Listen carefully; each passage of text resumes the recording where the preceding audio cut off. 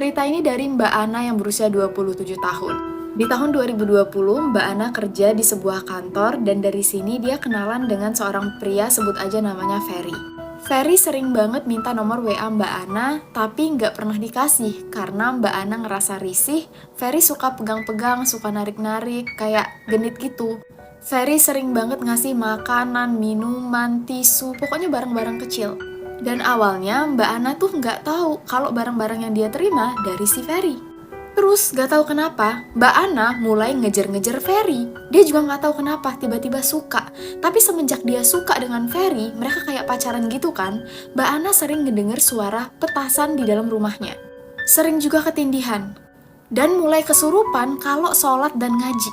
Di kantor pun dia juga sempat kesurupan.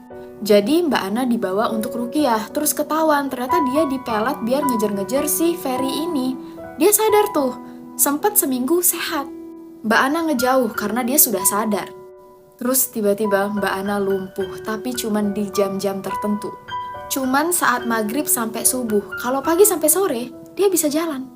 Mbak Ana juga sering sakit perut, tiap makan muntah. Beberapa kali dia bolak-balik ruqyah dan ujungnya mutusin untuk resign biar nggak ketemu sama Ferry lagi. Semenjak itu mereka nggak pernah kontakan lagi. Setahun kemudian, Mbak Ana mau nikah.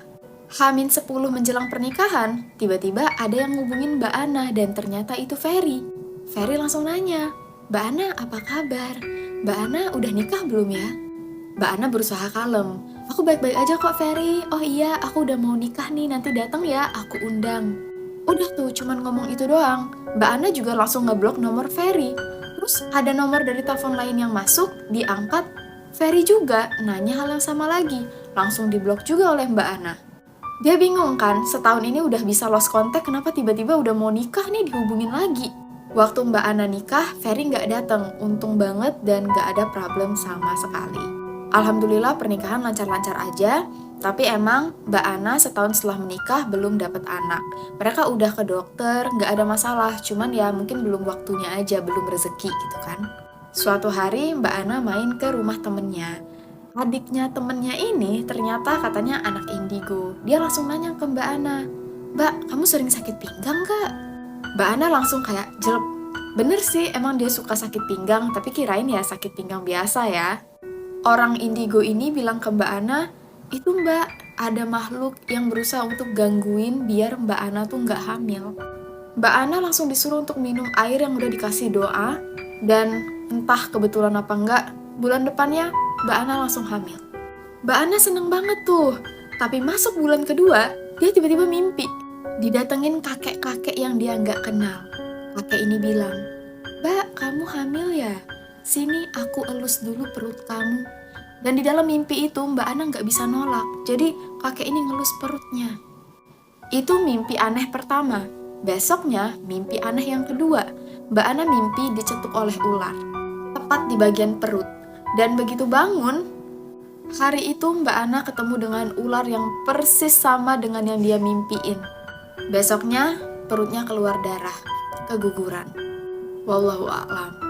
5 bulan sejak kejadian ini, Mbak Ana kesurupan lagi. Waktu kesurupan, setannya ini cerita. Dia tuh capek disuruh untuk mantau terus. Setan ini cerita, dia berasal dari salah satu gunung yang ada di Jawa Tengah. Terus dia dikirim oleh seorang dukun yang ada di sebuah daerah, aku nggak mau nyebutin namanya, untuk mengganggu Mbak Ana. Mbak Ana diruqyah lagi, dan alhamdulillah setelah diruqyah hamil. Tapi sayangnya kejadian yang sama terulang lagi. Dia mimpi ada kakek-kakek yang datang, ngelus perut, terus Mbak Ana keguguran. Jujur aja, Mbak Ana sama keluarganya tuh kayak sebenarnya nggak percaya. Tapi karena kejadian terus, mereka inisiatif melihara kucing.